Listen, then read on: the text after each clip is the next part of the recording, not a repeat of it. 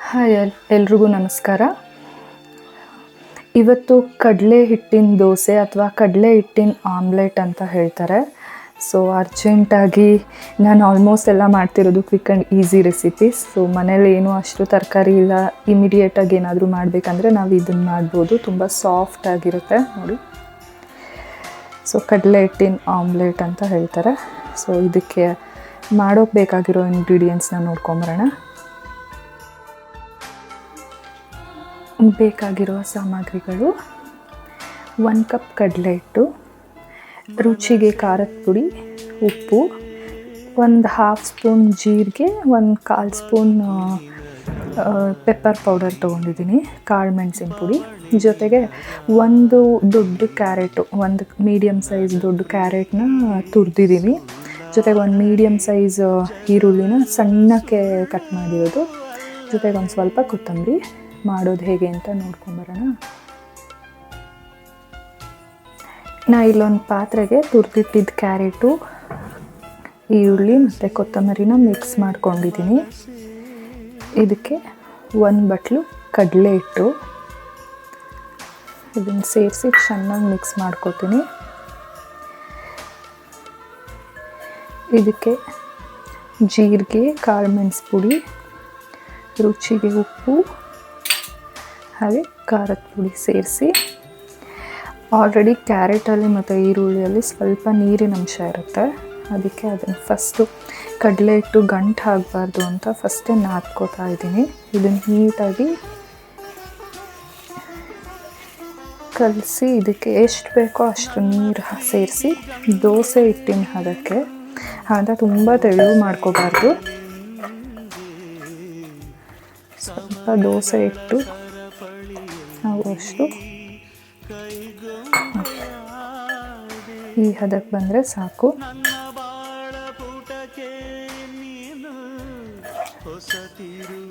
ಇದನ್ನು ಹಂಚ್ ಮೇಲೆ ಹಾಕೋಣ.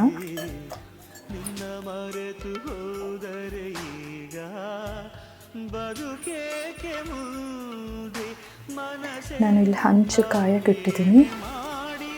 ಸ್ವಲ್ಪ ಕಾದ್ಮೇಲೆ ಎಣ್ಣೆ ಹಾಕಿ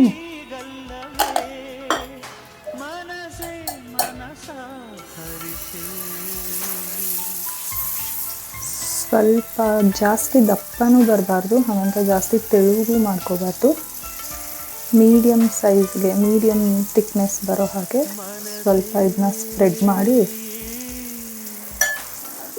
ಇದಕ್ಕೆ ಸುತ್ತ ಸ್ವಲ್ಪ ಎಣ್ಣೆ ಹಾಕ್ಕೊಂಡು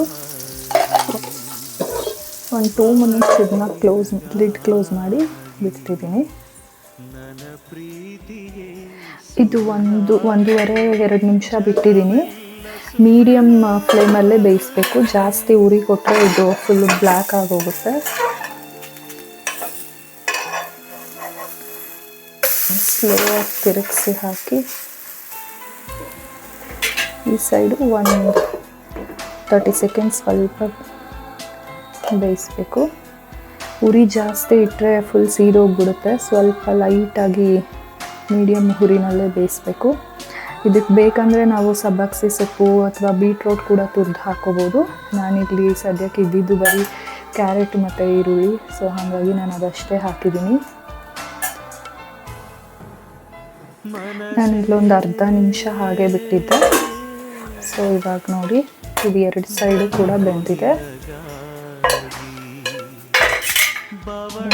ತೆಗೆದು ಮತ್ತೆ ನೆಕ್ಸ್ಟ್ ಇನ್ನೊಂದು ಹಾಕೋಕ್ಕೆ ಮತ್ತೆ ಹಾಗೆ ಸ್ವಲ್ಪ ಎಣ್ಣೆ ಅಪ್ಲೈ ಮಾಡಿಕೊಂಡು ತವಾಗೆ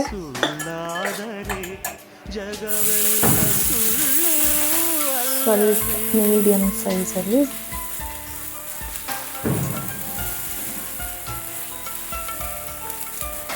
ಜಾಸ್ತಿ ತೆಳು ಮಾಡಿದ್ರೂ ಕೂಡ ಹರಿದೋಗುತ್ತೆ, ಅಥವಾ ಜಾಸ್ತಿ ದಪ್ಪ ಮಾಡಿದ್ರೆ ಅದು ನೀಟಾಗಿ ಬೇಯಲ್ಲ. ಸೊ ನೋಡಿಕೊಂಡು ಮೀಡಿಯಮ್ ಸೈಜ್, ಪೂರಿ ಸೈಜಲ್ಲಿ ಮಾಡಿದ್ರೆ ಓಕೆ. ಸೊ ಇದಕ್ಕೆ ಸ್ವಲ್ಪ ಸುತ್ತ ಆಯಿಲ್ ಹಾಕಿ 1 ನಿಮಿಷ ಲಿಡ್ ಕ್ಲೋಸ್ ಮಾಡ್ತೀನಿ.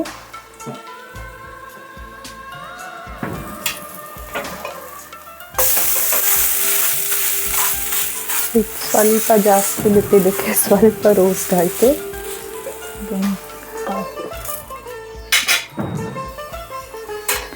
ನೋಡಿ 2 ಸೈಡು ಬೆಂದಿದೆ. ಕಡಲೆ ಹಿಟ್ಟು ದೋಸೆ ರೆಡಿ ಆಗಿದೆ. ನಾನಿಲ್ಲಿ ಹಾಕಿದ 1 ಬಟ್ಲು ಕಡಲೆ ಹಿಟ್ಟಿಗೆ 4 ದೋಸೆ ಆಗಿದೆ. ಸೊ ಇದನ್ನು ಸರ್ವ್ ಮಾಡೋಣ ಈಗ. ನಾವು ಈ ಕಡಲೆ ಹಿಟ್ಟು ದೋಸೆನ ಕಾಯಿ ಚಟ್ನಿ ಅಥವಾ ಪುದೀನ ಚಟ್ನಿ, ಟೊಮೊಟೊ ಚಟ್ನಿ ಯಾವುದ್ರ ಜೊತೆ ಬೇಕಾದರೂ ಸರ್ವ್ ಮಾಡ್ಬೋದು. ತುಂಬ ಚೆನ್ನಾಗಿರುತ್ತೆ ಇದ್ರ ರುಚಿ.